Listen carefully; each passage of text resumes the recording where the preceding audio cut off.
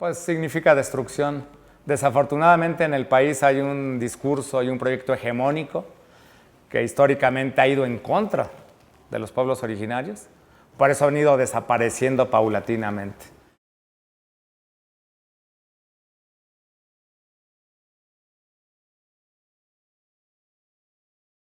Decimos nosotros como Congreso Nacional Indígena que van a tener un impacto decisivo no solo en los pueblos originarios, no solo en sus territorios, sino en la configuración del país mismo.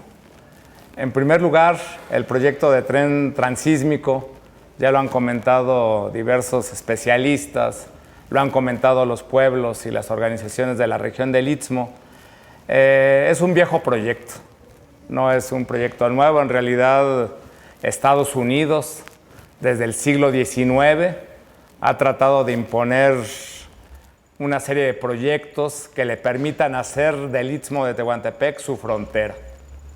Unir al Océano Pacífico con el Golfo de México, apropiándose de territorios que sustancialmente pertenecen a los pueblos originarios de la nación. No podemos pensar, como lo han dicho simplistamente, con el Tren Maya, que se trate simplemente de unas vías que ya existen y que se van a condicionar. Eso es absolutamente falso.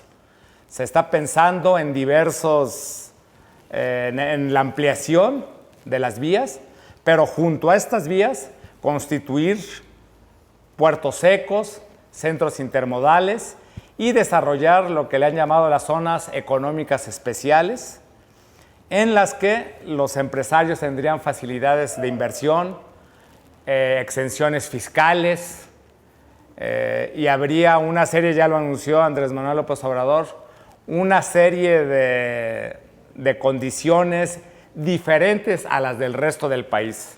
Dijo él, como las que se están anunciando y las que se están ya avanzando en la frontera norte.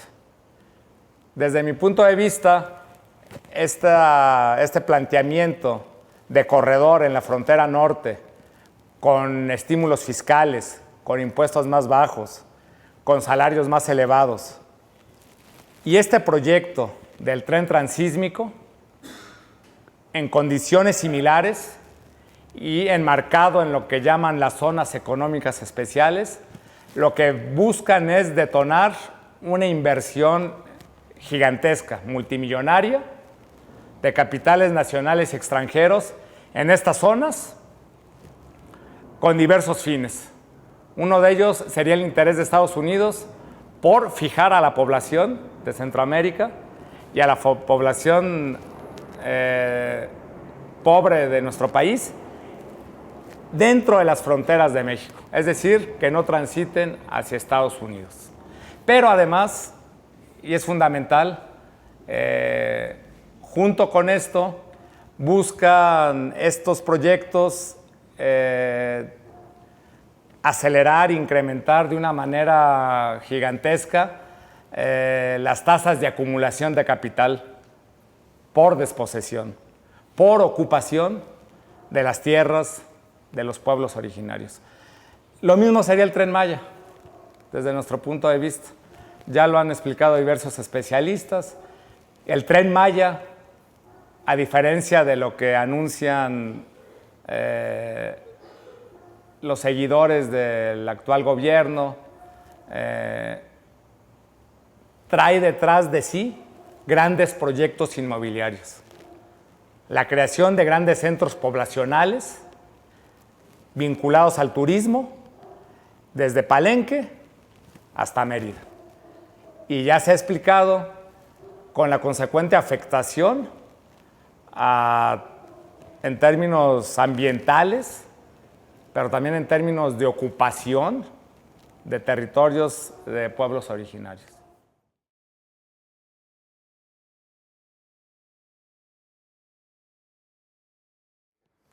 Pues significa destrucción.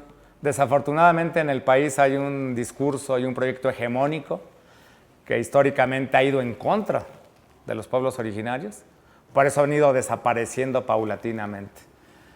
Casi invariablemente los grandes proyectos de desarrollo que ha planteado el Estado mexicano han sido en detrimento de los pueblos originarios. La minería no les ha generado ninguna riqueza. Ha provocado la explotación y la destrucción de sus tierras, la explotación terrible de la fuerza de trabajo. Los grandes proyectos agrícolas o agropecuarios que se impulsan actualmente, igualmente, los grandes proyectos viales, las grandes autopistas, tampoco hemos visto que le generen un beneficio a los pueblos por los que cruzan. Los desarrollos urbanos que se han crecido sobre los territorios de los pueblos originarios tampoco han significado algo significativo, han implicado mayor pobreza, menos tierra para las poblaciones originarias. Pongamos el caso de San Mateo Tlaltenango, aquí en la delegación Coajimalpa. Cuando estaba Rosario Robles, se aprobó un plan de desarrollo urbano que permitió que la última barranca en la que había helecho y encino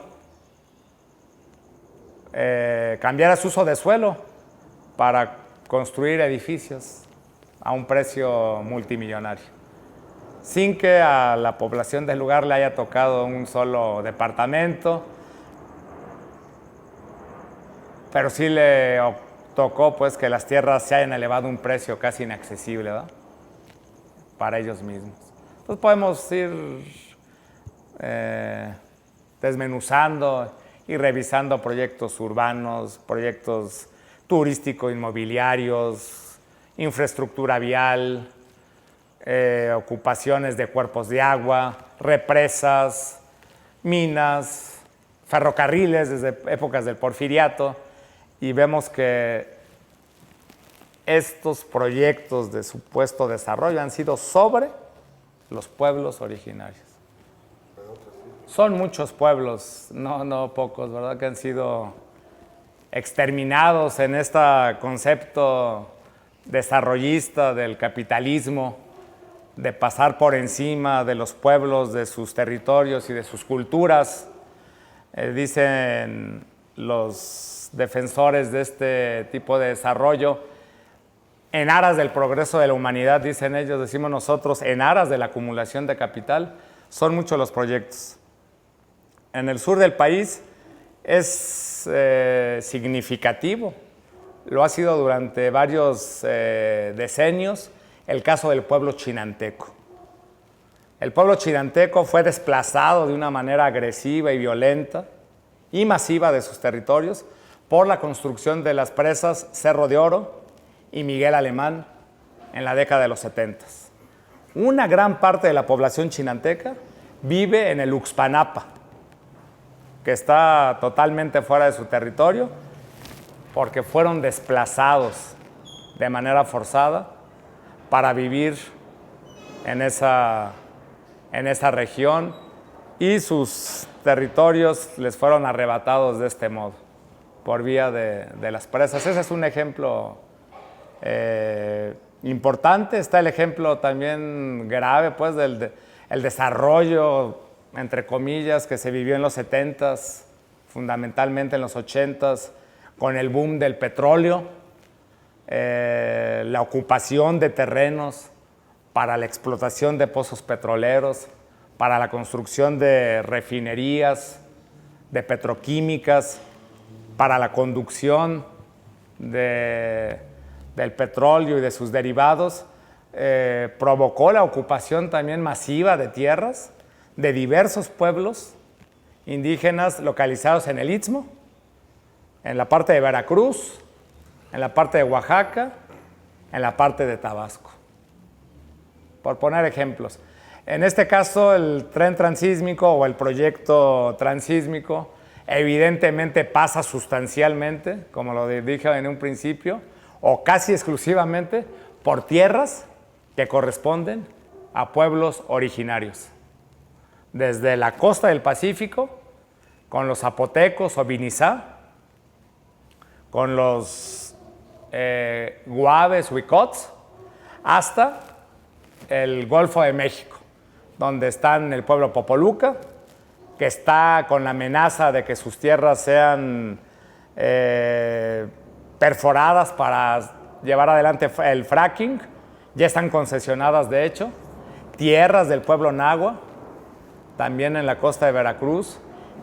Y a lo largo de esa zona, pueblos chontales, que están un poco más en la parte norte del Istmo. Pueblos zoques, que están en la parte de los Chimalapas, y Mijes.